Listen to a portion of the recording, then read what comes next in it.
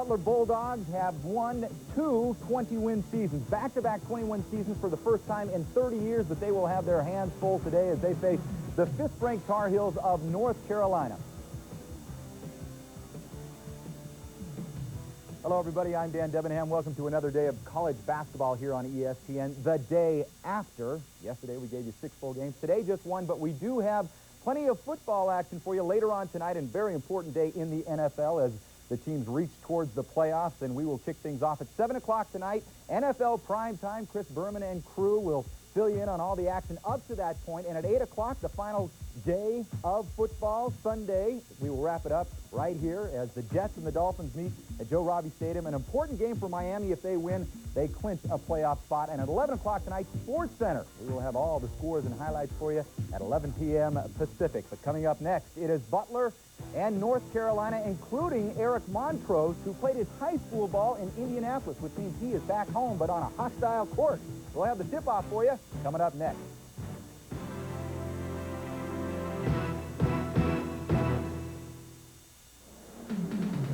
Roll out the welcome wagon, folks. Another local product has returned to the scene of past glories, courtesy of the Dean Smith Homecoming Recruiting Promise. Today, Eric Montross plays a return visit to Hinkle Fieldhouse in Indianapolis, Indiana. Montross played here 17 times as a high schooler. He won 12 of them. Today, he aims to make it 13 of 18 as Butler University tries to play rude host. And if they're to do that, it'll take a superhuman performance for the likes of Jermaine Geis, who'll try and be the catalyst for a team in search of an identity, a team that's had its ups and its downs. Butler University won 21 games last year, and on the cover of its media guide, it says, the next level. Well, guess what, folks? The next level comes knocking on the door today in the person of the number 5 ranked North Carolina Tar Heels. Hello, everybody. I'm Barry Tompkins once more, along with Clark Kellogg. And Clark, Dean Smith has an interesting problem. He could almost point to any one of 5 guys in the locker room and say, you 5 guys are starting, and he doesn't drop off much after that. One of the greatest strengths of this Carolina team is its depth. About 10 guys average double-digit minutes a game, and they all put together solid contributions and production when they're on the floor. All right, and of course, Barry Collier has a different approach. He's really looking for somebody to step up and fill the shoes of Darren Archibald. He loses 24 points a game. And more importantly, he loses a go-to guy who had the ability not only to shoot the perimeter shot, but to get to the foul line. Right now, the Bulldogs trying to figure out how they can score more points by committee. Well, what Butler has to do today, of course, is take care of the basketball. That's not so easy. They got to take good percentage shots. That hasn't been too easy. And North Carolina only has to do what it's been doing. We'll be back. ESPN's NCAA basketball is brought to you by O'Doul's from Anheuser-Busch. Premium beer taste without the alcohol. And by Citizen Watches. Citizen, we've got elegance.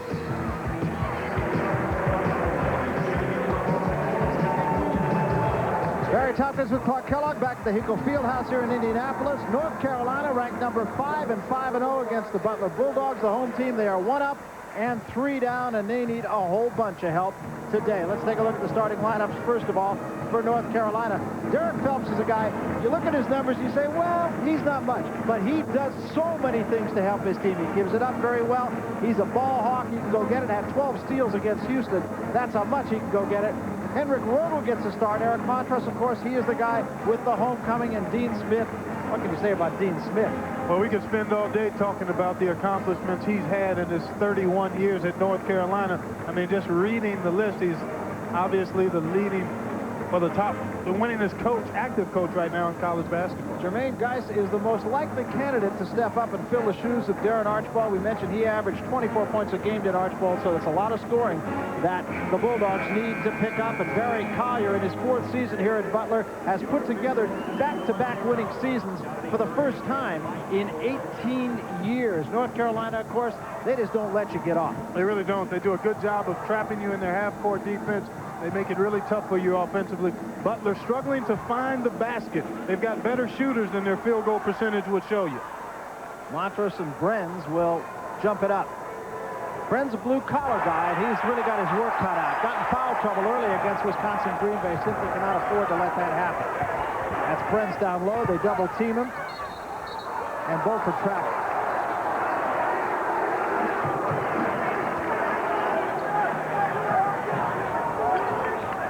Full court pressure for Barry Collier.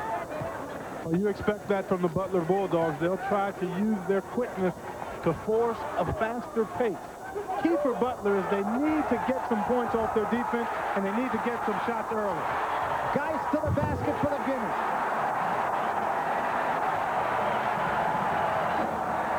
Underneath the other way, a quick put down, coming right down the floor. Rodel gets the offensive opportunity. Here's some full court pressure by the Tar Heels. And you talked about Derek Phelps at the top. Leads this club in assists. Is second in steals right now, and he's an excellent on-the-ball defender.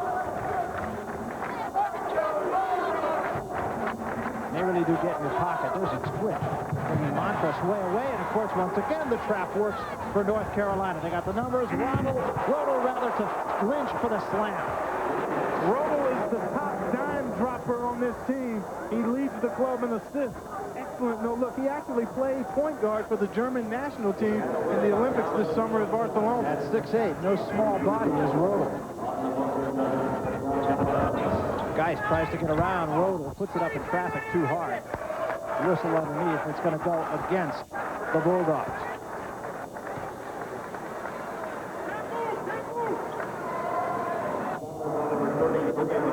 Foul called on Katara Relaford. Having no trouble with the press. Phelps gives it up to Sullivan. Easy basket. The diagonal pass will get you numbers advantages in the half court against any type of full court pressure. Relaford tries the baseline, pulls up with the left hand off the side of the backboard. Montross controls the rebound.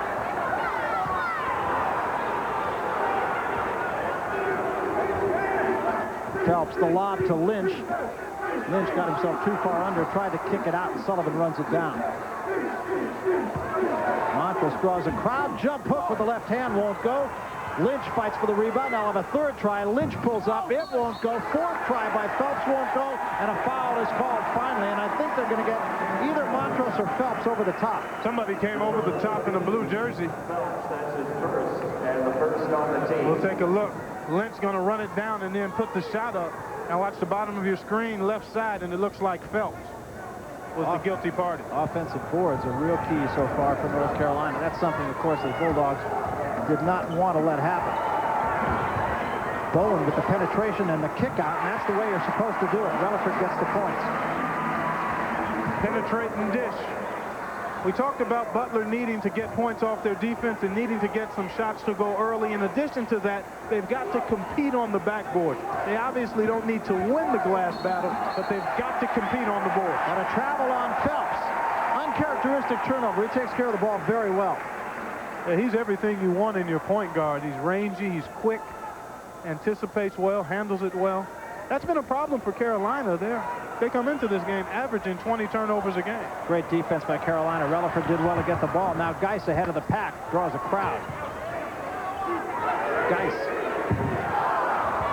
Second try Relaford, but did he push off? And it was Beaufort, not Relaford. And he did push off. Take a look, the shot, good look by Geis here. And then there's Buford underneath. Called for the offensive foul, wiping out George Lynch that time. So Buford the guilty party. Sullivan beat everybody. A fine pass. Sullivan to the basket, counted. Boy, great look by George Lynch. He's got to protect the goal. John Taylor had just stepped into the game and may not have been sure of his assignment right away. Carolina's been getting baskets like that all year long. Buford missed the jumper. Second try by the smallest man on the court. Bowen won't go. Shooting woes continue for Butler. It's been a problem all year long. Boy, good no call there. No advantage game. Continue to let him play. Phelps the penetration. Picked clean by Bowen. Ahead to Brenz, and he let him too much. Boy, the Butler Bulldogs need to idle down just a notch. The effort and the intensity is there, but they're just a little too adrenaline-filled right now. Rodel tried to lob it in, and it's picked. Stepping in front that time was John Taylor. The lob to Brenson once again. Too far by Bowen. Well, Brands actually could have made a play on that ball, but he thought it was for somebody else. The Bulldogs can't afford many empty trips. They've got to get a shot 90% of the time that they have the ball. 4-point lead, Carolina. And that's going to go against Bowen, playing a man who's a foot bigger than he is, Rodel.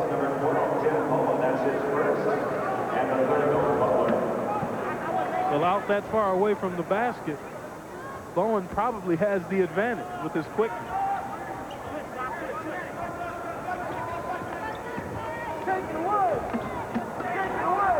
Montross with a nice pass that time to the cutter, who was Phelps, but it's going to go over to the Bulldogs when we come back. 15:52 remaining first half. 8-4 ball game. Carolina leading Butler. We'll be back. Brian Reese coming into the ball game for the first time. In fact, the first time in a couple of games for North Carolina. He wears number 31. The only lineup change for the Tar Heels. And Barry Collier going with the same lineup that left before that last time out. Bowen gets it across the timeline. Cross court, stepping in front that time was Lynch, and it's going to be out of bounds to the Tar Heels.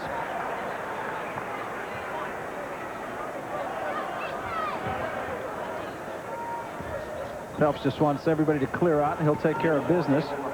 Now they get the trap on Phelps, but he gets it across to Rodel. Rodel for three. Not a bad stroke. Not at all. And another turnover. Barry Collier talked about because of Tim Bowen's size, he has a tough time passing out of double teams. And that was a prime example there. And Barry Collier will get a substitute in as Quincy Bowens comes on. So Bowen leaves and Bowens comes on. Here you take a look at George Lynch, an excellent inside player, getting hammered there. It looked like Chris Miskell picked up the foul. Quincy Bowens, just a freshman out of a very good high school program, Southwestern in Detroit. Yeah, they were ranked #1 during his time there, won back-to-back state championships. Had a medical redshirt last year, had knee surgery, but is 100%. Yeah, he last played in the spring of '91, so it's been a little while for Quincy. Lynch gets them both. Boy, Lynch is an outstanding player. He's improved in every statistical category every year he's been at Carolina. And Grice running into Rodel, who picks him, and then runs up the back of Rodel and fouls him.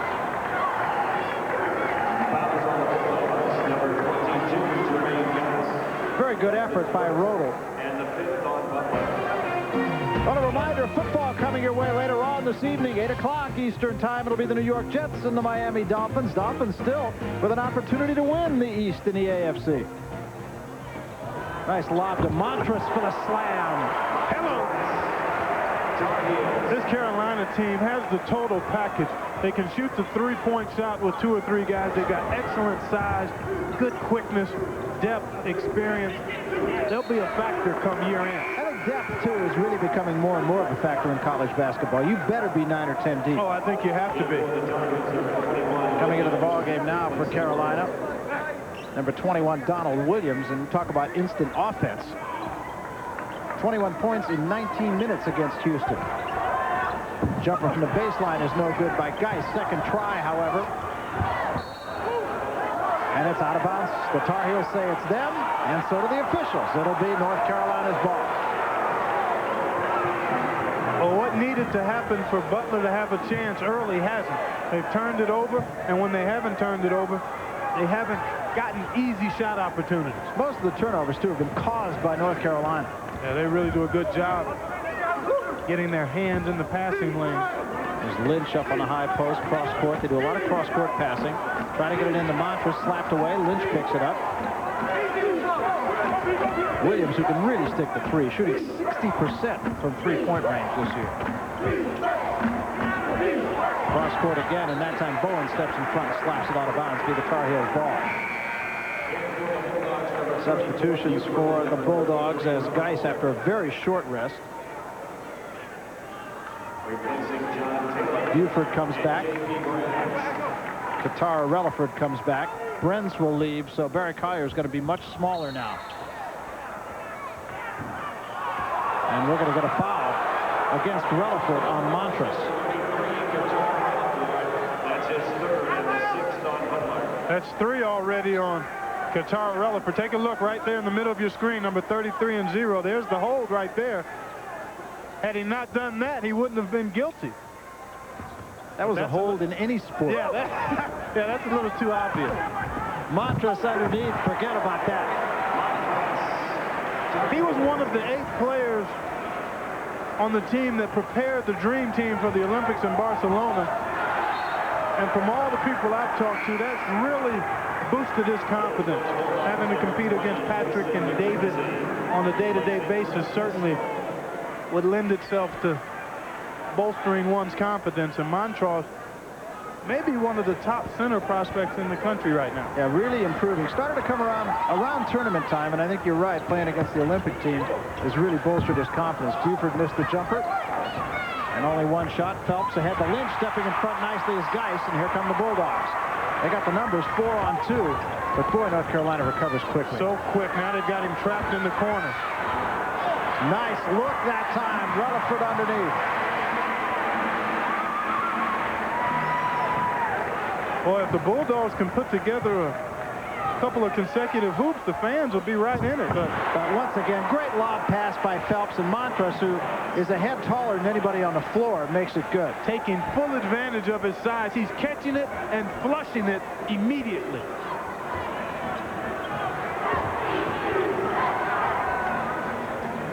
I think if you're the Bulldogs, maybe you just play behind Montross and make him use something else other than a dunk. Unable to make it go that time was Buford. Loose ball, fought for, picked up by Relaford. Montross, I think, got him at the bottom.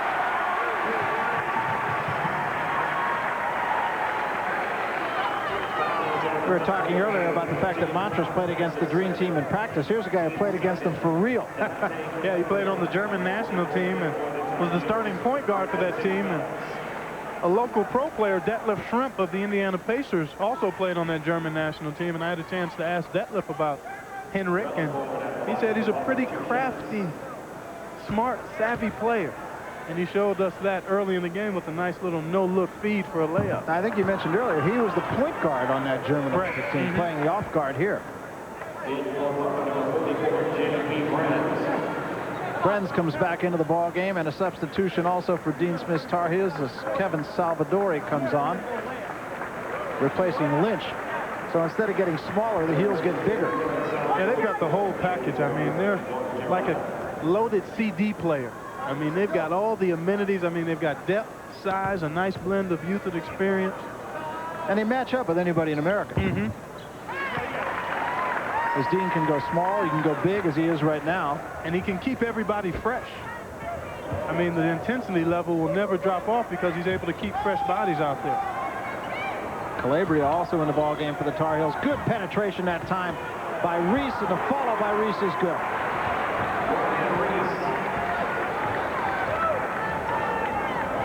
Now, Dean Smith has already gone 9 deep.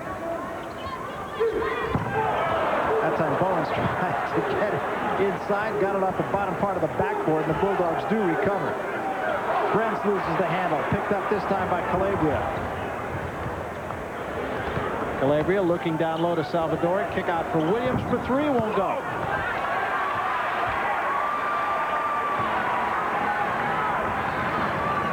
Jason McKenzie also in the ballgame now for the Bulldogs. This is McKenzie, just a freshman.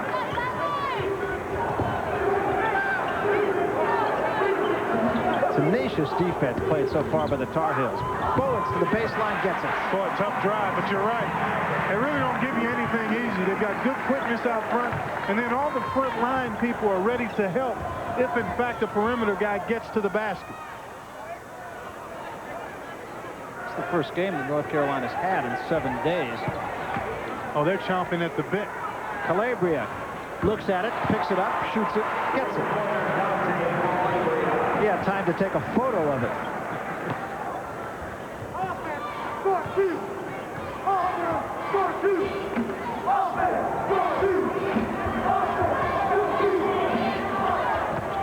ugly here, Clark.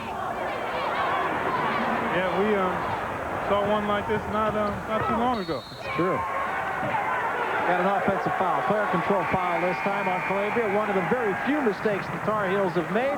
We'll take a timeout. 11:01 remaining first half. It's been all North Carolina. They lead Butler 24-9. We'll be back with more from Indianapolis right after this.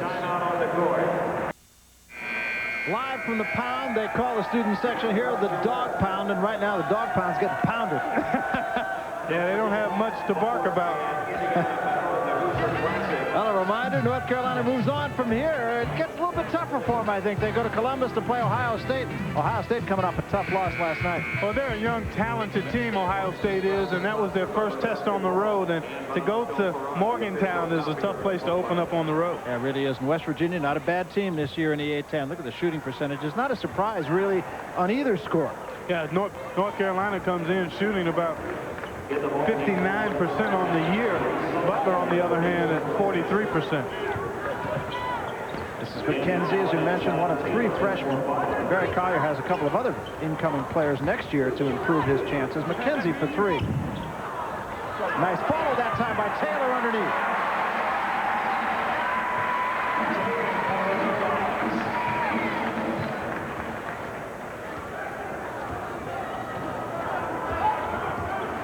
Calabria guarded now by Danny Allen, getting his first minutes for the Bulldogs. Again, very good ball movement by the Tar Heels. Lynch out front. He can shoot the 3. Out of bounds to the Bulldogs. So a chance at a little mini run here for Butler for the first time. Well, if they can put together consecutive baskets, maybe get the crowd into it, get some extra adrenaline. It's been rather bumpy here in the last 5 minutes. Phelps comes back in to settle down this team. Because the Butler guards are so small, they have a tough time throwing over the top. And that's one way you can beat full court pressure is by throwing it over the top. Boy, perfect example right there as you were saying it, too. Lynch. All kinds of contact underneath, and the foul's going to go against. I think they're going to get Salvadori for that one. I believe that's who they call it on. I think you're right. This place, talk about history, Hinkle Fieldhouse. They shot the movie Hoosiers here. You almost have enough light to do this one from the outside, natural light. It's true. All the windows here. Real throwback. Bowens thought about it, didn't take it, but Allen will, and it won't go. Or rather, McKenzie, and it won't go, and the rebound down to Phelps. That's a good-looking shot, though, for the Bulldogs on that particular possession. Phelps off the glass.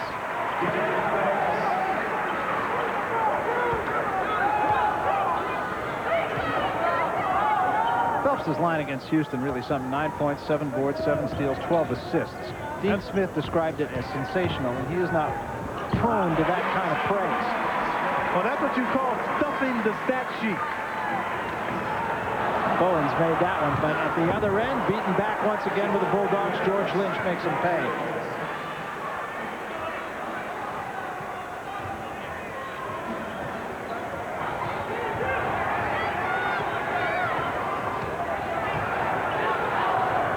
Why not? Bowens won't go for 3.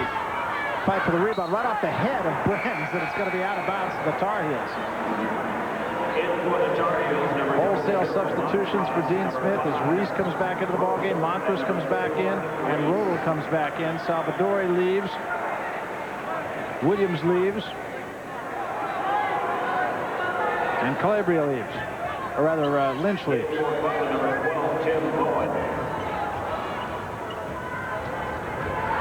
Rodel puts it on the floor, gives it up nicely to Reese, and Reese makes him pay for 3. They come at you from all positions. 4 or 5 guys, very capable three-point shooters, all pretty good ball handlers. Makes it almost impossible to key in on any one guy. Pretty good look that time for Jason McKenzie. You were talking earlier about Rodel playing on the German national team with Detlef Schrempf. You know, there's even a facial resemblance between he and Detlef Schrempf. Yeah, there is.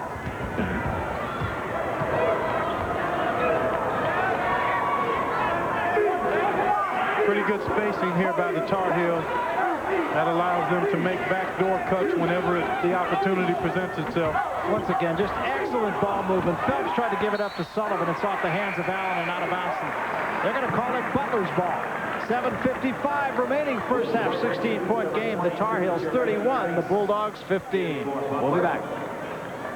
And George Lynch. The Bulldogs trail by 16, but they're going to need more opportunities just like this.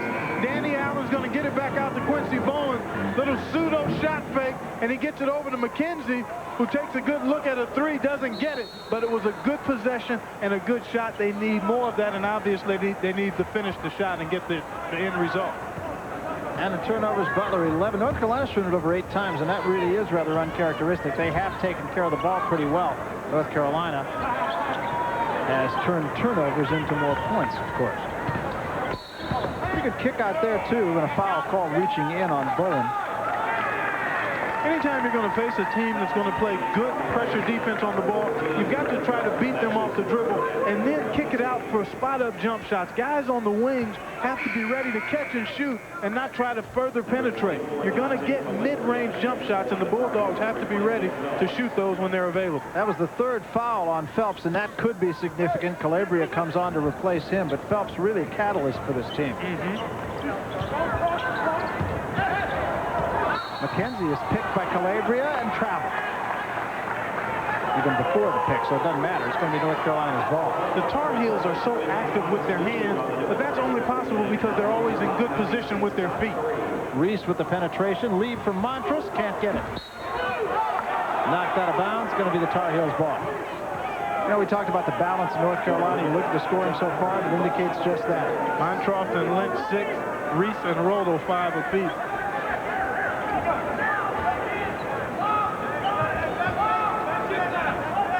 Boy, nice cut. Perfect. Calabria saw him, the turnaround. Just can't do any better than that.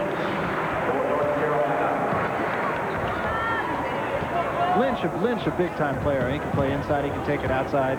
Yeah, I think he's a small forward at the next level. A great rebounder because he's got good quickness, tenacity, and a nose for the ball.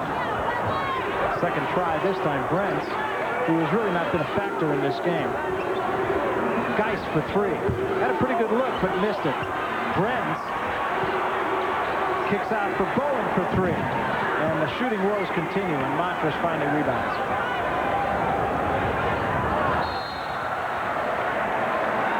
It'll be knocked out of bounds off the hands of Lynch, and it'll be Butler's ball.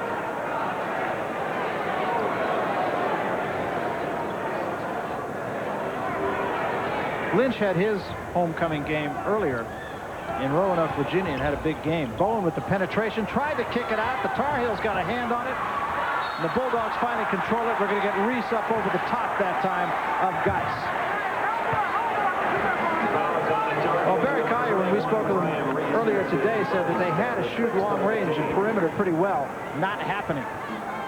0 for 7 thus far from behind the arc for the Bulldogs. And last year they were a team that shot 40% from behind the arc, and a lot of that you can attribute to Darren Archbold, who averaged 24 points a game last year. 5-second call before the timeout could be called by McKenzie, and again credit the great defense of the Tar Heels. They just stay in your jersey.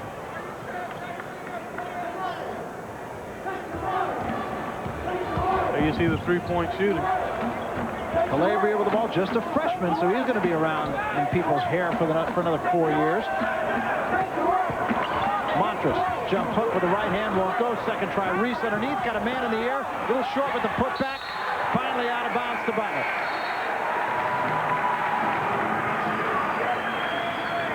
So even when they don't finish, they're still doing the right things. Oh yeah, they're right there on the glass, volleyballing the ball off the window.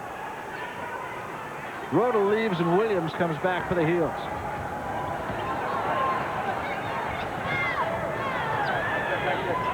McKenzie with Reese in his face, lost it for a minute. Reese comes back at it, knocks it out of bounds. It'll be the Bulldogs' ball. Boy, they really disrupt your entire rhythm. They certainly do. Buford into the ball game. McKenzie leaves. And Buford says, why not? And sticks it. Well, you've got to take the open shots whenever they present themselves, be it after 1 pass or 5. A little over a aggressive that time was Buford, fouling Reese. Number 34, Brian Buford. That's his first and the 7th on the team.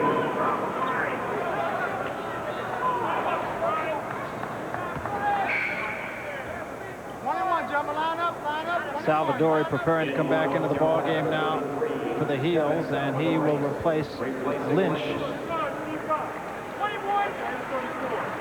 Lynch leaves with 8 points. Good look at Brian Reese out of the Bronx. He played on some outstanding teams at Tallentine High School. I played with Malik Sealy and Adrian Autry at Syracuse now. Malik Sealy, a rookie with the Indiana Pacers now.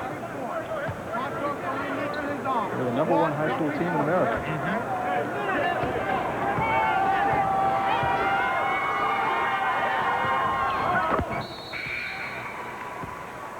Reese converts. Sullivan comes back into the ball game, replacing Reese for North Carolina. And it really is interchangeable bodies on this Tar Heel team. Depth, size, versatility. Other than that, they got nothing, except a great coach. Yeah, exactly. There you go. That's the topper. And then they've got 2 outstanding high schoolers coming in next year, Jerry Stackhouse and Jeff McGinnis. Taylor to the baseline with the right hand. He can't get it to go. Fight for the rebound underneath. Geis somehow got a hold of it, but he couldn't get the put back either. And here comes Calabria behind the back.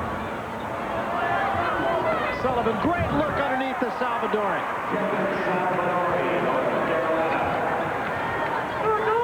And they can all pass, too. Pretty much basketball 101 here. Bowen open for the 3. 0 for 8. Underneath this time, Buford. It won't go. Follow Taylor is good on the 3rd try.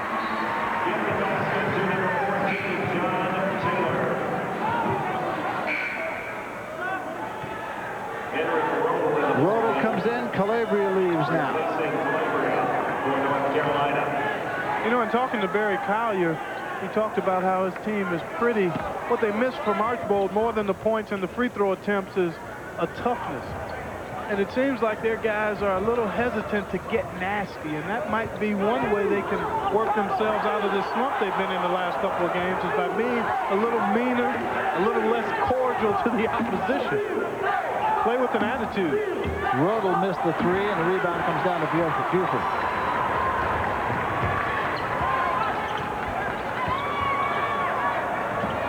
Bowen with a much bigger Salvadori on him. Got to be a mismatch someplace. Bowen takes the 3. It won't go. Montross rebounds.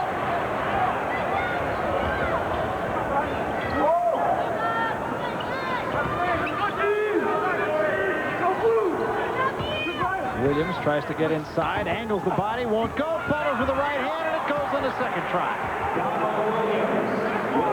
I've often said it before, when you miss an inside shot as a player, you're probably the best one to get the offensive rebound, simply because you know how you shot it and you've got an idea of where it might come off.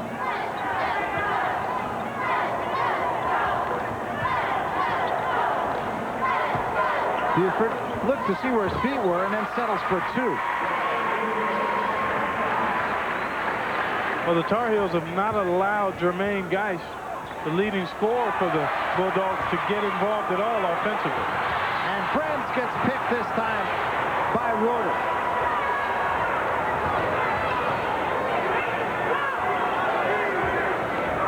I'll tell you, North Carolina made a believer out of me when I saw them beat Texas by 38 points. And Texas didn't exactly chop liver. That's right. They've got an excellent backcourt. Montross, offensive foul. Talked about this yesterday, but you drop that shoulder, you're always going to get called. And that's a lot of shoulder that Montross has. And if he drops it, he doesn't drop it too far. We got a timeout, 3:07 remaining first half. 18-point lead, Tar Heels. We'll be back. Barry Tompkins with Clark Kellogg. Homecoming game for Eric Montross. He's made the most of it so far. So is his team. They lead it by 18. Of course, those are the Butler students who are saying, welcome home. Nah. Well, we talked about incoming freshmen. How about this guy next year at North Carolina? Jerry Stackhouse. Jerry Stackhouse, airborne, just inside the foul line. Quite impressive. And he'll join Brian Reese and Eric Montross and Donald Williams and Derek Phelps all next year. Think about as many steps as they allow in the NBA there, too. Yeah, he got off on the runways.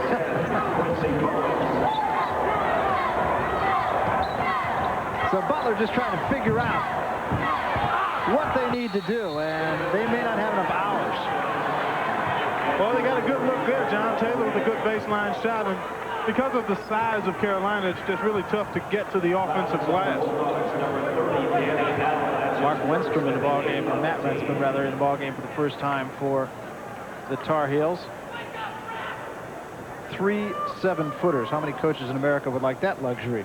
Heck, there aren't many teams in the NBA that sport 3 7-footers. Wenstrom at 7'1", the biggest of them, Salvadorian 7 feet.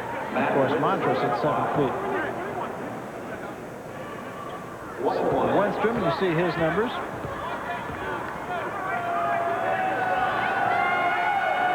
Big body, Wenstrom.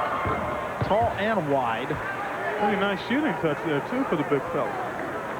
A lot of people feel that he might have prospered at a little bit lesser school in North Carolina. A reminder, at halftime, Dan Debenham will have all the NFL scores. And a look at that recruit that we just talked about, Jerry Stackhouse, big-time player. You know, people all of a sudden starting to talk about the comparisons to Michael Jordan. Not a fair comparison, but he's that type of player. He's athletic. He can make those plays that make your mouth hang open. Or your tongue hang out. Well, you're back into the Jordan comparison I guess so, yeah. There I am again, huh? One of the things that Eric Montross had suffered from was comparisons to Bill Walton. He's just now shaking that. Yeah, you and I talked about it a little bit last night and during the game down at Bloomington in Indiana, is that comparisons are inevitable and unfair. And yet, it always happens, and we're probably as guilty as anybody of doing it. Take a look right in the middle of your screen. Danny Allen trying to work on Wenstrom, but there's just too much body for Allen to handle it. He needed a map to get around it. The improvement of Montross in the play of Salvador, of course, has hurt Matt Wenstrom in terms of getting minutes for Dean Smith. Geis with a pretty nice save, gets it back for Buford, and stepping in front again was Lynch. There's just no dog in this Carolina team. And that's what's really impressive. You know, some folks would think they've got Ohio State coming up, a team they lost to in the tournament last year on Tuesday, and they might be looking ahead, but their concentration and effort and intensity has been outstanding here. Montross back into the ball game. You saw his line. Taylor trying to find somebody. He's in trouble again. That's the second 5-second call.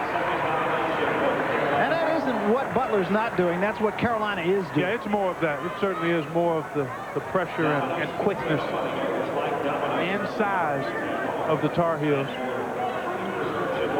15 turnovers in the ball game forced by North Carolina. Operable word is forced. Williams got in the air and somehow got it down. Line drive fastball after a double clutch.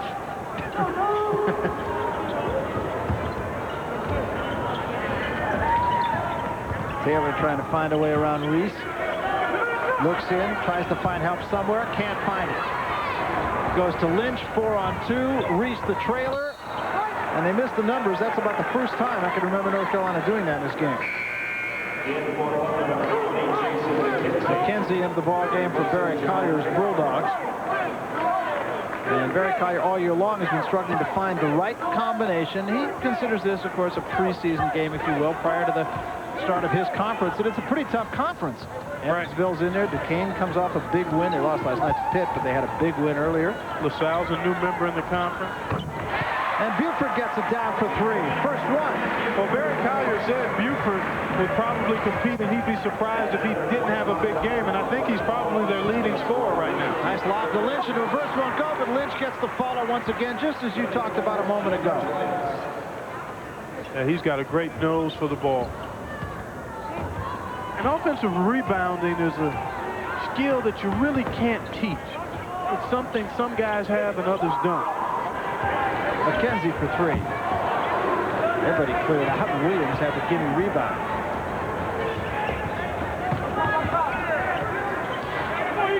Williams penetrates, comes back out to Calabria. Now Reese. A lot of cross-court passes, and then the look down low to Reese for the slam. Count the basket. He'll go to the line. Buford the guilty party.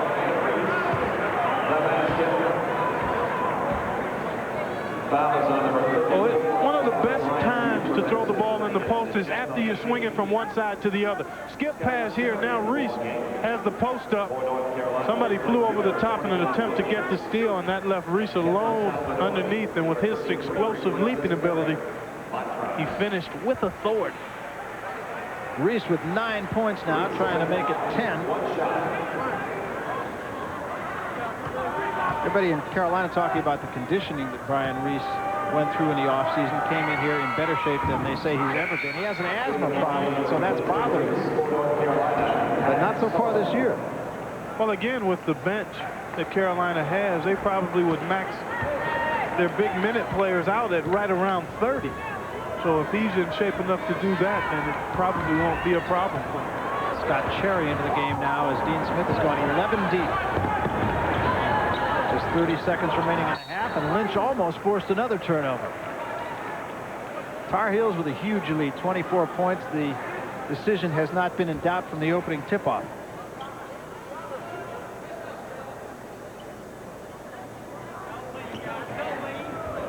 Homecoming game for Eric Montross. So far it has been pretty much as advertised.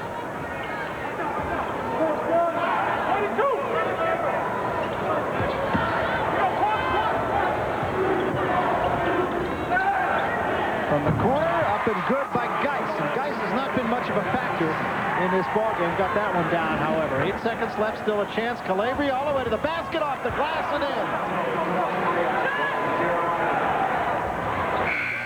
And that's the way the first half will end. 50-26, North Carolina leading Butler. It has just been no contest. North Carolina, right from the get-go, has been in control of this game. Forced 15 turnovers, maybe that more than anything else is the difference. Let's go to the studio and Dan Debenham. Thanks a lot, Barry. 15 turnovers, and of course the size disparity between these two teams is just unfair. They have used 3 of their 7-footers. Dean Smith still has 1 on the bench, the freshman Serge Zwicker, that he has not used. All right, we do have other basketball scores to fill you in on when we come back here at halftime of college basketball, as well as NFL scores. But right now it is North Carolina, the Tar Heels. Dean Smith looking for career win number 746. If he gets it, he will tie his former coach at Kansas, Bog Allen. We'll be back after this. ESPN's NCAA basketball is brought to you by Advil in tablets or caplets. Advil, advanced medicine for pain. Barry Tompkins and Clark Kellogg back at the historic Hinkle Fieldhouse here in Indianapolis, where it has not gone well for the home team, the Butler Bulldogs. North Carolina leads them by 24. Clark, statistics, of course, don't always tell the story of the game, but I think there's one that really jumps out at me today.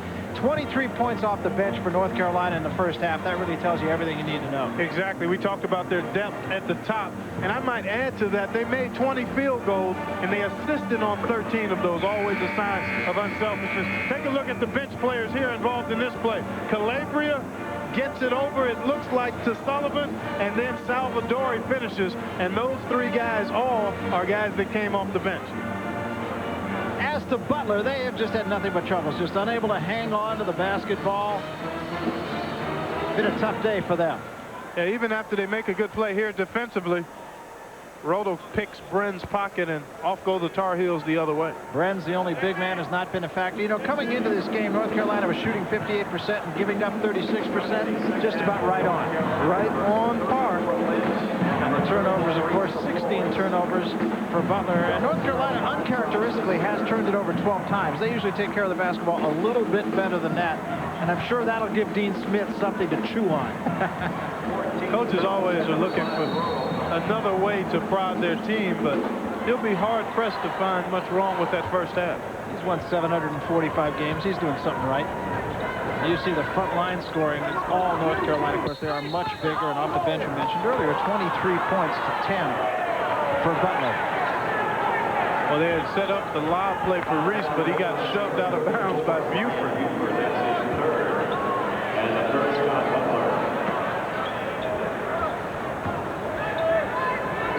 Eric Montross in his homecoming game, 6 points, but he has been a factor.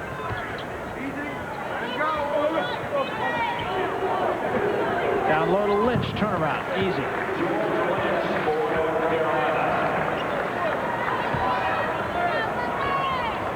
Somehow with North Carolina, it's all the way you draw it up on the board. You get it done. Highly efficient. There's a trap on Buford. He gets it out. Managed to put him in the line. Good no call, however. And to the basket underneath that time was Geis. Geis with only 4 points in the first half. Amazingly enough, Butler got the same number of shots at the basket as Carolina in that first half, despite the 16 turnovers. 1 of 11 from three-point range. That's not going to win a lot for you. And Lynch gets another one. They just have nobody that can really match up with George Lynch. He's agile, he's strong, experienced. There's the jumper by Rutherford, and it missed everything. There's Reese, 4 on 2. Ahead it goes to Rodel, not a Montross, and just off the hands of Reese.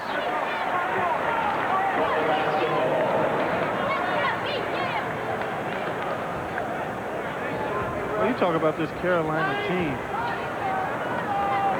18 straight trips to the NCAA, 12 straight Sweet 16s. I mean, you go through that media guide and take a look at the history. I mean, Billy Cunningham, Larry Brown, Donnie Walsh, who is the general manager of the Indiana Pacers here, the president of the Indiana Pacers. I mean, it just goes on and on. You've got 10 or 12 guys in the NBA right now. Hubert Davis, last year's leading scorer, first-round pick. Amazing tradition. Brent's missed a shot, and Buford got it back at the other end. Now Brent smacks Montross in the back, and Montross says, "What are you doing here?"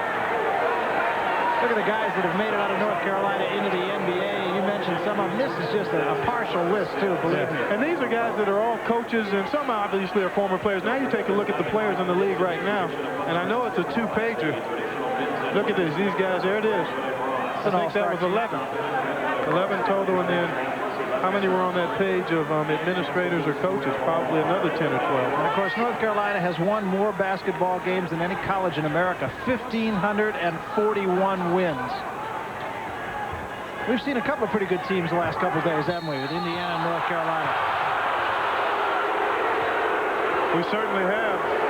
We saw the Hoosiers put on a pretty good display of stingy, sticky defense last night, and we've seen much the same here from the Tar Heels, and it makes you wonder if those two squared off, who'd come out standing. And I tell you, I think it'd be a good, solid basketball game. And Lynch, off the inbounds pass from Reese, gets his 6th point of the second half. The thing about Indiana that I would have to think is a scare card for Bob Knight, and not to mention everybody else, is that he's only 18. Exactly. And I think with this quality of depth that Carolina has, if in fact they did square off, that might be the biggest advantage the Tar Heels would have. Phelps takes it all the way on the 4-on-2 and in with the left hand.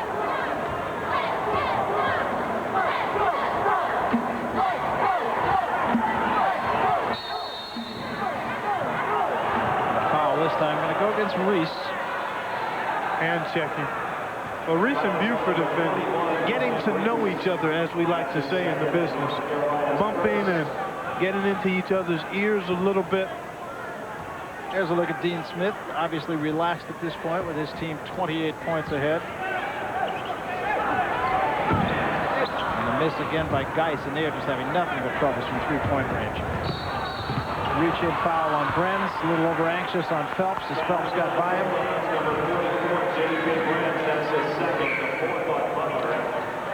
Brentz has had a very tough day. He really has. He struggled. He's a guy who's averaging 10 points and 10 rebounds a game for the Bulldogs, and really their only proven inside scorer, and just hasn't been able to get anything going today. Reese comes out, and Sullivan comes in for the Tar Heels.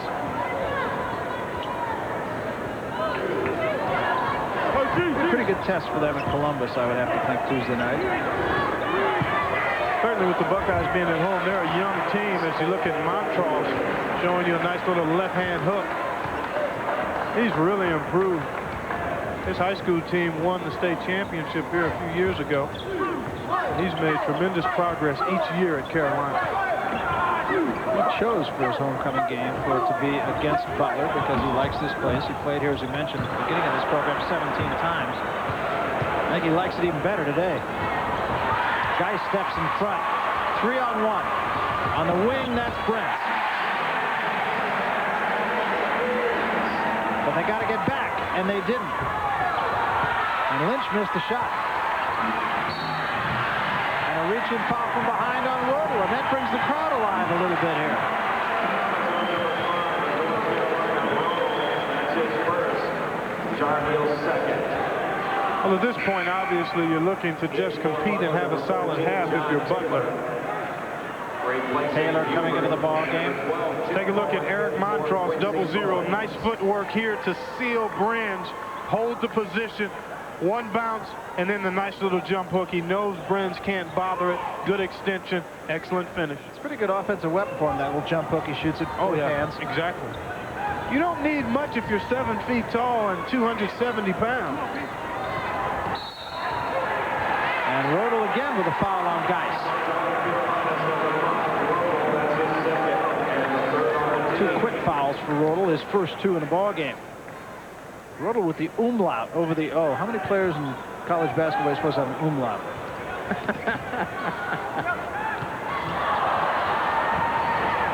And here's a fine play by Rodel. Give it up to Phelps. And a block foul is going to be called underneath.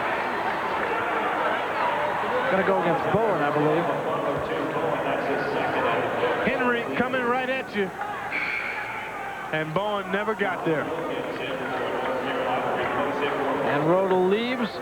Williams comes in. There you take another look from another angle. The right call was made. Dean Smith played 11 bodies in the first half. Montross missed the slam that time. But he still got a hand on the ball to knock it out to his teammate Williams, so he stayed with it. Sullivan across the paint, pulled up, got in the air, and finally got it back to Williams.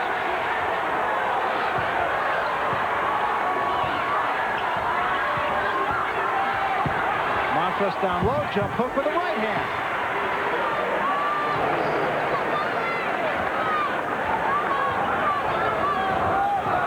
Well, that's excellent low post offense by the big fella.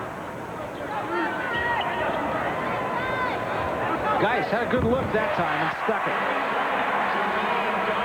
That time he really squared up. Yeah, he did. He had time and got his feet and shoulders square.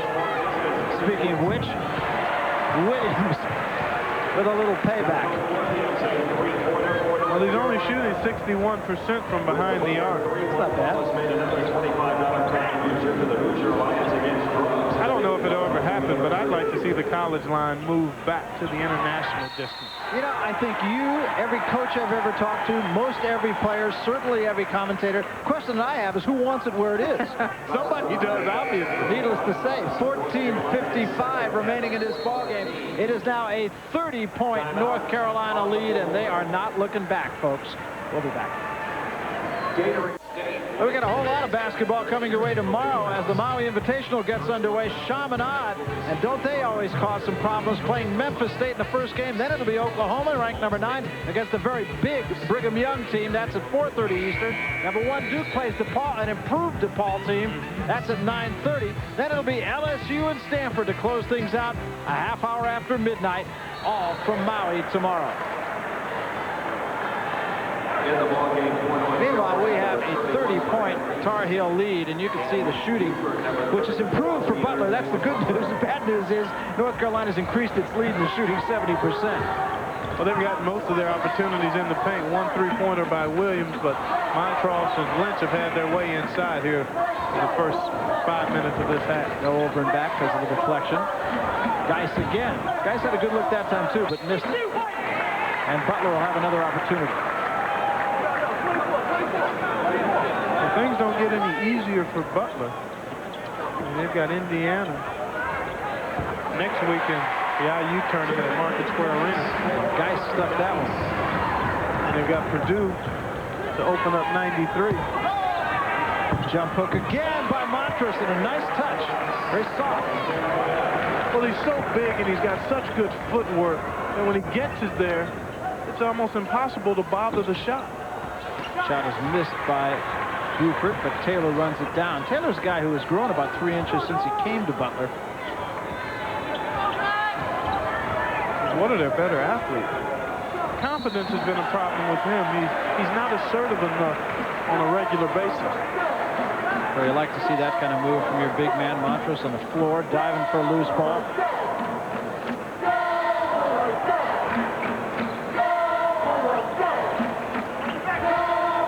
Buford turned around, saw Montross, said, I think I'm going to get out of here. Not a bad choice. Geist again. And Montross the rebound.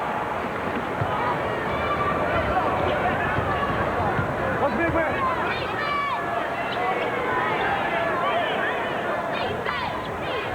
Williams with Geist right in his pocket.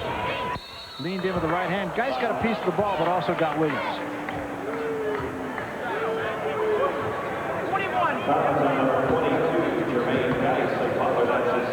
Here, take a look at Donald Williams on the penetration. Just jumps in, and then Geist reached in. Really close, actually. Could have gone either way. Miskell, the freshman, into the ball game, replacing Buford for Barry Collier's Bulldogs. Miskell, a guy who escaped Bob Knight from Bloomington, Indiana. Or did Bob Knight escape Miskell? I don't know. Might have been more of the latter. Montross leaves and Salvadori comes in. We were talking to Barry Collier about that before the game, about recruiting in the state of Indiana against Bob Knight. He said, really, we are going for a different type of kid, different kind of player. We're not going to compete with Indiana. There's enough room in this state when you talk about Purdue, Indiana, Ball State, Butler, for everybody to get their piece of the pie. And like Barry said, they're certainly recruiting different level players, although Barry is continually looking to upgrade the level of this program and has done a great job in the last 2 years. They've gotten to the first round of the NIT. And he's playing a pretty good conference, too. We talked about it a little bit earlier, but there's some very decent teams. Xavier, Evansville, and the likes. There's a grab foul from behind on Geist, who knew that that was going to be a breakaway, and he stopped it before it started. 22, Jermaine Geist, that's his third and the seventh on the team. And they've added LaSalle and Duquesne this year.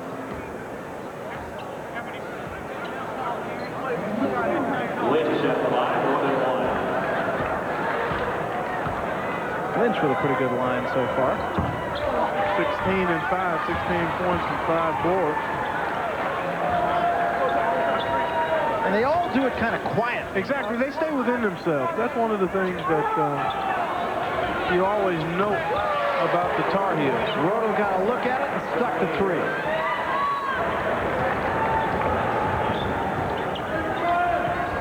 And if you didn't have the scoreboard flashed in the bottom part of your screen, occasionally you would think this is a tight game simply by the way Carolina is playing. I mean, they're still playing as if this thing might be in doubt. And I think that starts from the guy in the navy blue suit.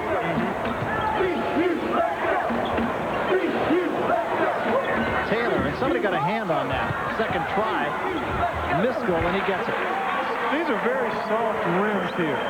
If you get the ball up on the goal, you've got a good chance of getting favorable rolls here at Butler. We used to practice here when I played with the Pacers, and not only is the floor soft, but the rims are soft too. Let me ask you along those lines, is Salvadori with a jump hook, kind of emulating Montross there. At the Tar Heels end of the basket, there's a lot of light coming down because of the daylight, a lot of busy stuff going on behind the backboard. I would have to think it really be distracting. It possibly could be, but when you're getting point-blank range shots. That's true. Yeah, Ray Charles might be able to make those. Substitutions for the Tar Heels and for the Bulldogs with 11:47 remaining in the ball game. And outcome just not in doubt at 74-39. Heels.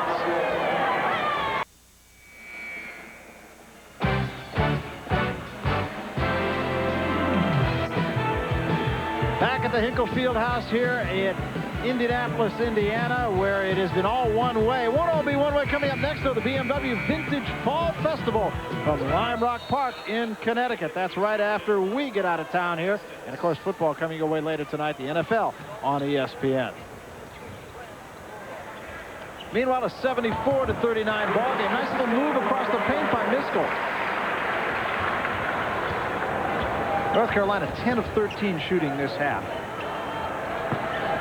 Stepping in front nicely that time was Brent. So you talk about that 10 of 13, and Shooting percentage always a function of shot selection, and when you can get them in the paint, you're probably going to make 7 out of 10. And they have really been doing that in the second half, just hammering it inside.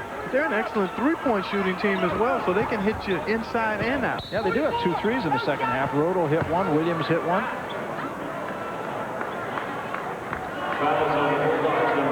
Foul called on Brent. That is his 3rd foul. And unfortunately, that's the biggest number in his line.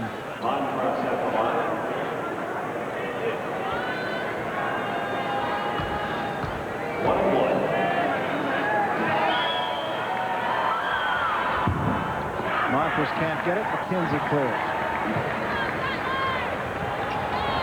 And back at the other end again. Rodel with a terrific play to step in front and then save it. Did they get back on defense? They never relaxed. Rodel couldn't quite finish it at the other end, but Montross is hammered on his way back up.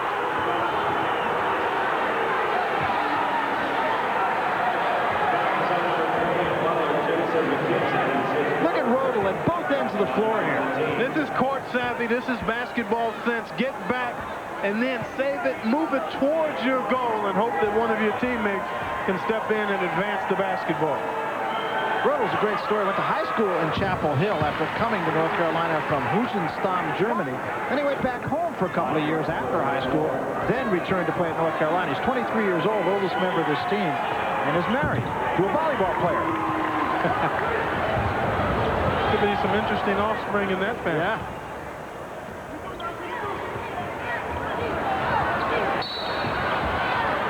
Stepping on the line this time was Miskell. You know, I imagine some people that are watching wondering how Butler ends up scheduling North Carolina in addition to having Indiana and Butler remaining on the schedule. But Barry Collier felt that he needed to upgrade the schedule and play some of the tougher teams in order to help attract players that could compete against the Carolinas and the IUs. And just so happens that they end up with Carolina here a year after they lost one of the best players in school history, Darren Archibald. And another turnover. Rodel stepped in front again. Rodel gave it up nicely to Calabria for the reverse, and it won't go. But a great collision underneath is going to put Rodel on the line.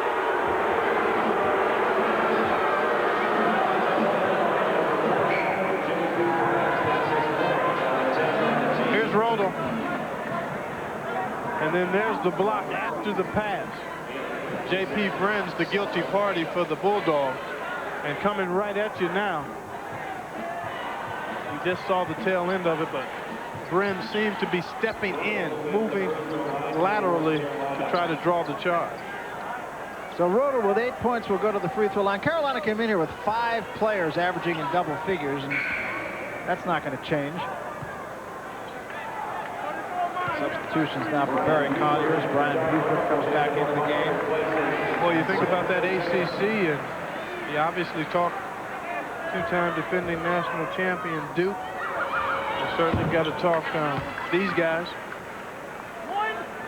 Wake Forest with Rodney Rogers. Randolph Childress coming back. Georgia Tech. Pretty good teams in there. That conference just a notch below the Big Ten. You talk about top to bottom strength and depth. Big Ten really without peer. Even Northwestern's won a few ball games this year. They're not a bad club. They've got Patrick Baldwin coming back. He was out with an injury last year. And the big guy, Rankin, there is a pretty good player. A lot of people making a good argument for the Big 8 as being top to bottom, a very solid conference also. Nebraska, Oklahoma ranked 9th. Nebraska in the top 25. Kansas, top 5 club. We were talking about this earlier, but there's just so many good young players coming out of the high school programs now that there just simply are more good teams in college. Exactly. The exposure, the number of games that are on television, the players are getting started much earlier, and they've got more guys to emulate and more places to emulate. I mean, more avenues to see, though. I mean, with the number of games on TV, guys get started. The proliferation of summer camps is leading to more good play. So much television, too. One of the things a kid used to ask a coach is how much national exposure am I going to get? Well, a lot of teams are getting a lot of national exposure. It's not just the top 5 or 6 or 7 teams any longer. going to get Montross for the foul this time. Looks like we're going to be here a while. Both teams over the limit now, so we'll be shooting free throws the rest of the way on foul. And there's a actually, that was only the sixth foul for North Carolina. There you take a look at it, battling inside, and boy, I tell you what, Rutherford may have gotten away with one. Miskell got the little turnaround, but you see how much they have to rush their shots. Here's Reese. Give it back for Rodel, and Rodel is hammered. He'll have two.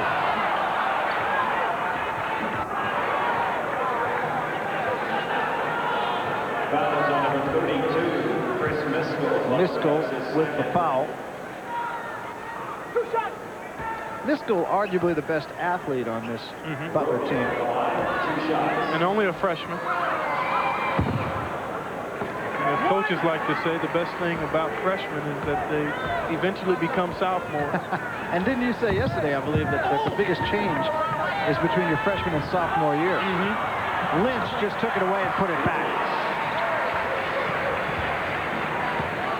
Well, these Tar Heels just have fun playing the game, don't they? I mean, you can just see it in their expression. They really enjoy getting out and playing. I mean, it's much easier to enjoy it when you're plus 36 on the scoreboard. I was just going to say. And undefeated and ranked number 5 in the country.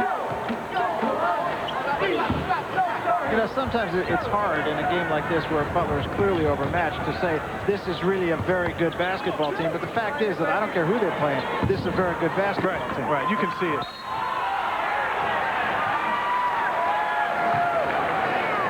And you can see the wholesale substitutions that Dean Smith is preparing to send into the ball game. And I'll tell you what, they're not going to drop off a lot here either. No, they won't.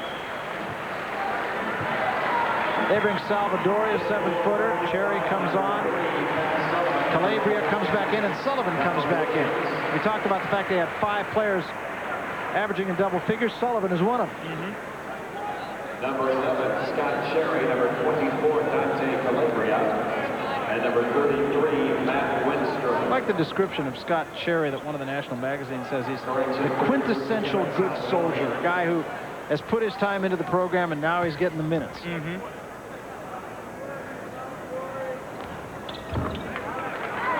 Relaford has the first free throw.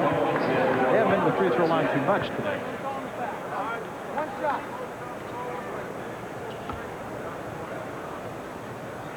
Incidentally, you see that H on the shoulder of the Butler players. That is for Tony Hinkle, a man for whom this field house was named, who passed away earlier this year. Coached in 3 sports at Butler. You won't see that nowadays. No. Specialization is the rule. Nice pass from Williams underneath to the big man, Salvador.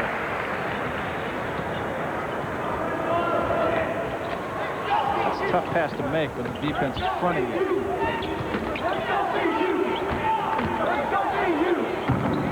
Relaford missed, and you can just see Butler is just rushing at shots, just thinking somebody's going to be jumping at him. Even when there's nobody coming at them, because the tone has been set from the start.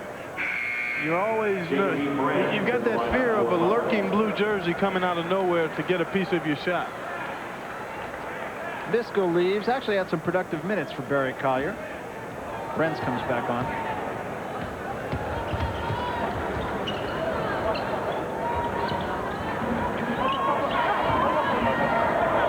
Cherry thought about it. Behind a screen, Williams for 3. He is virtually automatic. I tell you, if he gets a look, it's going down. That's been the case. 40-point Tar Heel lead. And they're still playing some tough defense. Brenz just threw it off of Sullivan's leg. It'll be Butler's ball. And we'll take a timeout. 7:51 remaining, and it's been a tough day for Butler fans. 84-44 Carolina. We'll be back. Hopkins with Clark Kellogg. 7:51 remaining. 40-point lead. Hey, it's Rodel Cam. And a reminder that the best of Sports Center, Thursday, December 20th. I don't know why I find that amusing. Thursday, December 24th, 7:30 to 9 o'clock Eastern Time. Christmas Eve with the best of Sports Center. The scores you loved.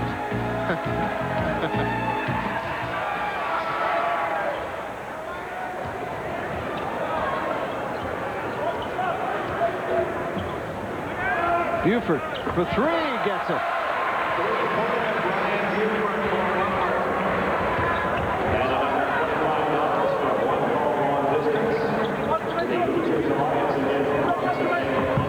Nice little turnaround by Winston. You're talking about the great teams in the ACC, and Florida State, another of the outstanding teams. That's right. How can we overlook them?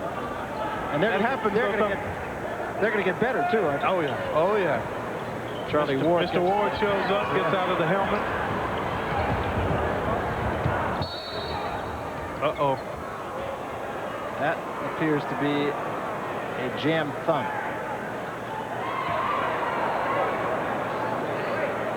Williams trying to shake it off, but Dean Smith will get him out of there anyway.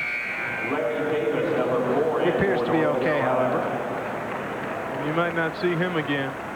A little scare like that with one of your key guys in a game that's already been decided probably means he'll howl off and watch this one the rest of the way.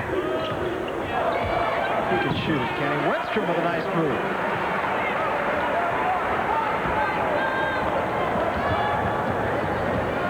The thing that keeps coming back to me about this Tar Heel team is there's no discernible drop-off, no matter how deep Dean Smith goes into his bench. That'll certainly serve them well during the course of the season. Obviously, there will be much tougher nights than what they've had this afternoon here. He's still coaching, isn't he? But depth is, again, is a big-time advantage. Buford clears the missed shot.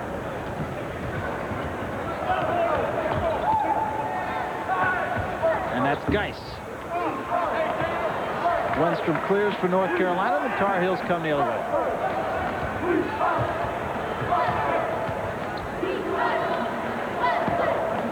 Dean Smith has now gotten to the end of his bench. He's played everybody. Larry Davis, number 4, the final of the traveling Tar Heels. Jump hook. Boy, that's starting to be a patented shot by the Tar Heel big man. But this time it's no good. Brents gets the rebound.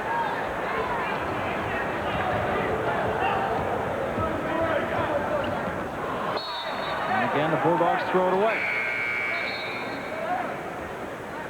Geis has had a tough game, as has Brent. Well, again, part of the problem for Barry Collier is finding guys that can step into new roles, with Archbold scoring 25 a game last year, and they also lost Mike Wilson, who averaged 10 points a game. Complementary guys now have to step into the bright light and be more of the go-to guy. And they just haven't established a consistent number of guys to step in and do some scoring for them. They leave Calabria for 3, and he obliges. If there is a bright spot, it's the guy with the ball, the young freshman. Quincy Bowens has come in and been aggressive and made some pretty decent decisions. And gotten a lot of minutes, too. That is up and good by Geis.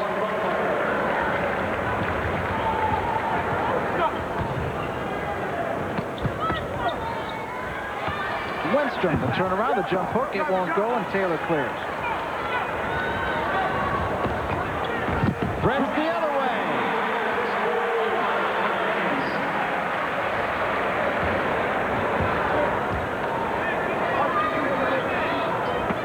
Sherry looks underneath, got it down to Larry Davis, give it up to Wenstrom for the slam.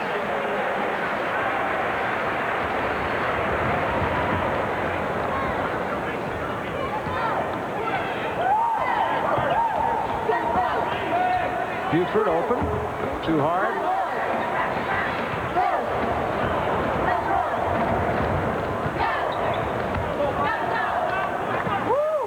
Two 7-footers on the floor for Dean Smith right now. We got a whistle, and a foul is going to be called away from the ball. We're going to get Calabria.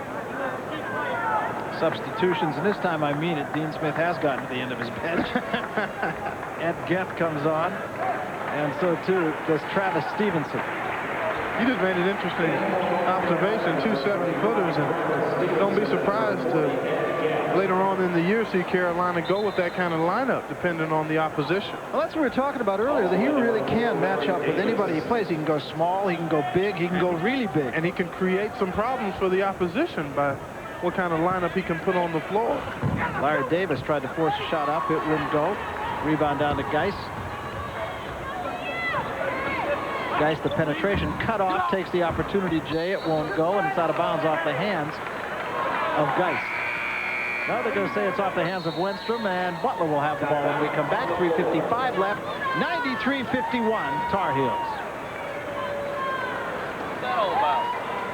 There's a guy who didn't get his distemper shots. 93-51, 3:55 left. Boy, you're brutal.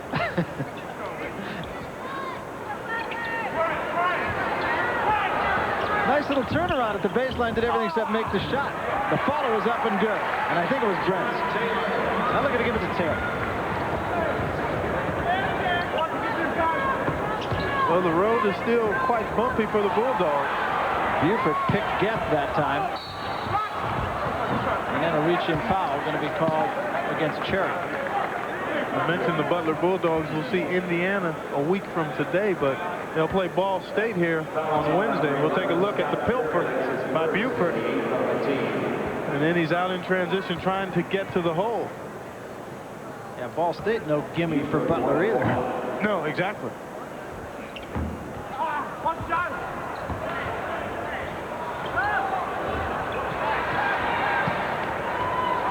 Geis, boy. That one, they must have moved the basket on him. It's the only thing I can think of. Well, it's been a tough night. They jumped, tough day, rather, for Jermaine.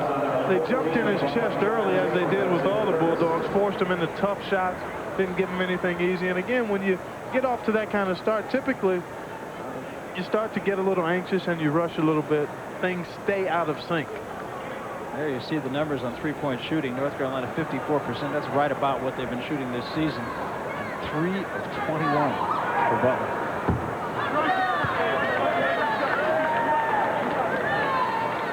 Geth missed the first shot.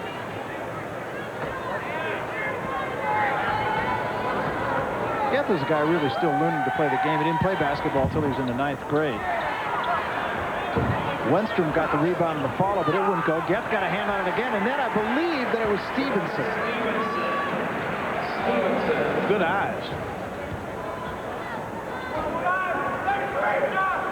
Well, you almost didn't have your eyes yesterday, No, right? that's right. Left my glasses at home. What a disaster that is. Good. I felt like Mr. Magoo all day yesterday.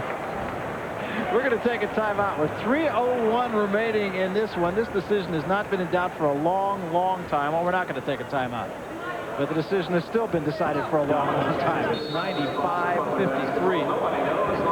Buford, turnaround three, won't go. A shot you don't see very much.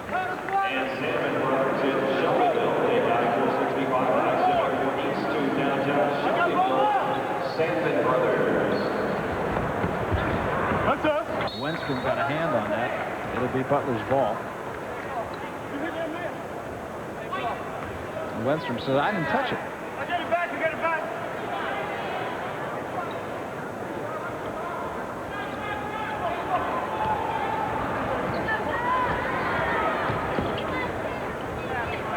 Bowen to three, and it won't go. And 3 of 22, but underneath the follow by Taylor, and it won't go. Follow again, Buford, it won't go.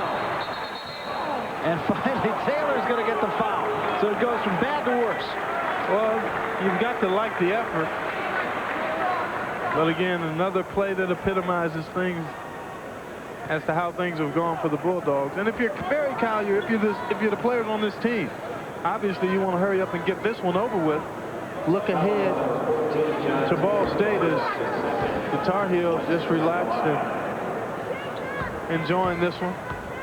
Montross thinking about chatting with a few friends and family afterward. I'm sure there's a lot of them here. Yeah.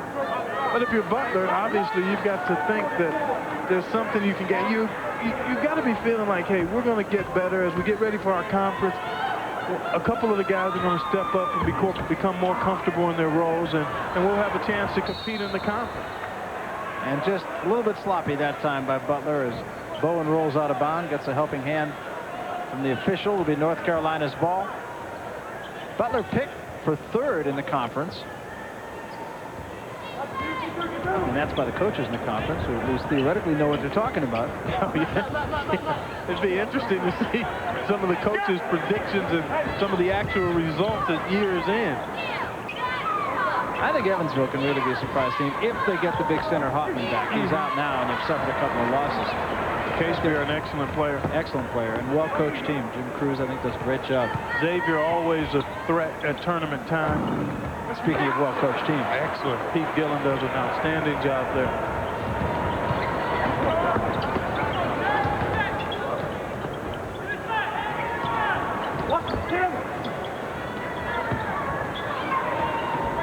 Goes low to Wenstrom. Wenstrom jump hook with the right hand, got the roll. Told you about those soft rims.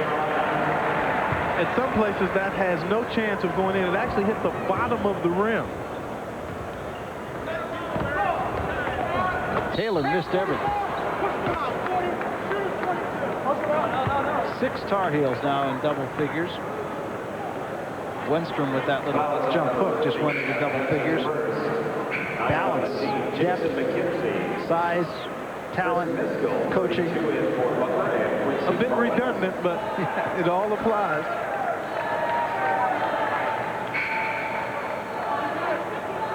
In for Butler, number 45 for Eric Phillips. Well, if you're Butler and you had a car, you'd get rid of the rear view mirror because you don't want to look back at this one.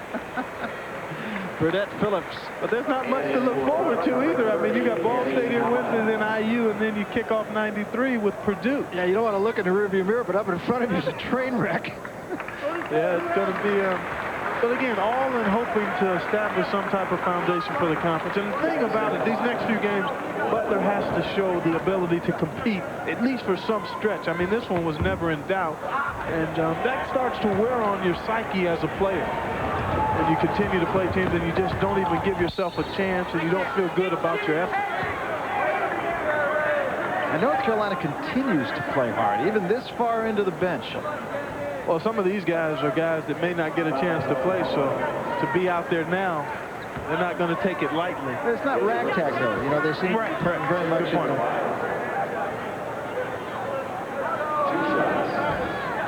Butler bench, needless to say, a little bit dejected. This game has been out of their hands for a long time.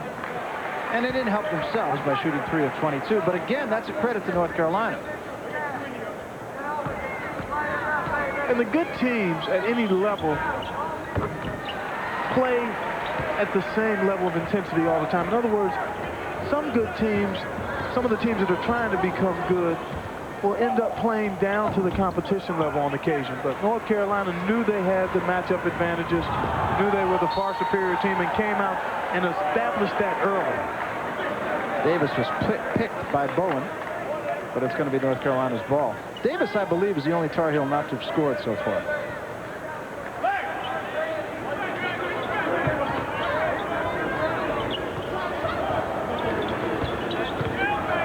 He got into the lane and put it up, missed the shot. McKenzie got the rebound, fouled by Davis. Another going to get.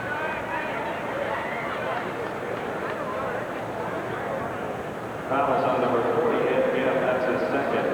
10th on the Tar Heels. Carolina started out with 3 straight 100-plus games.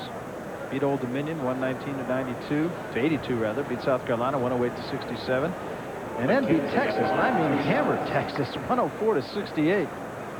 And they're about to go over 100 again with a minute to play, minute and 7 seconds, and they're at 9. They got a good win against the Houston team that should challenge in the Southwest Conference.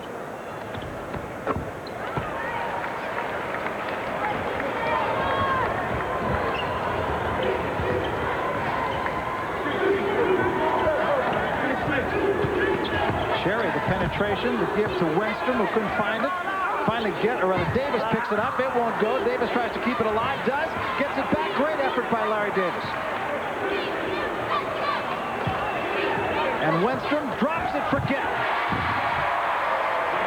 Unselfish, top to bottom. There you see, 2/3 of the time they've gotten to the C note mark. Jumper is missed that time by Miskell, but he'll go to the free throw line. 26.5 seconds left in this one. Complete victory for the Tar Heels. And they'll get to put it on cruise, and I imagine they'll probably head over to Columbus and get ready for that tilt on Tuesday. And the Buckeyes got pounded pretty good last night against West Virginia. Had a tough time getting back defensively. I watched some of that game. We were talking about well-coached teams, though, and I think Ohio State is another one. Very much so. Randy Ayers just signed a contract extension. Well-deserved. Very well-deserved. And that team will be better come mid-season. They're young, they're talented. They'll have their tough times on the road in the Big Ten, but I think they'll be a formidable team at home. Randy Ayers made a believer out of me in his first year when he really did not have the talent that obviously has come since. Right. And he still won. Yeah, he got it going. And they took some lumps early that year against some good teams, and then got it turned up and turned around later on in the season.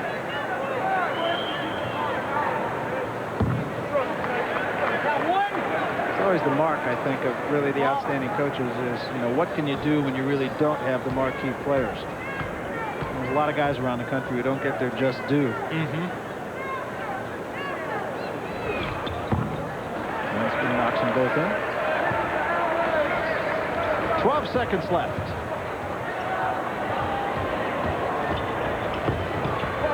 Bowen almost lost it. 4 seconds. 3. Miskell missed the shot. Allen gets it back and puts it in. We'll count that one. And it'll make the final score read 103-56. North Carolina is a winner. Dean Smith talks it over with Barry Collier, and I'm sure what Dean said is sorry.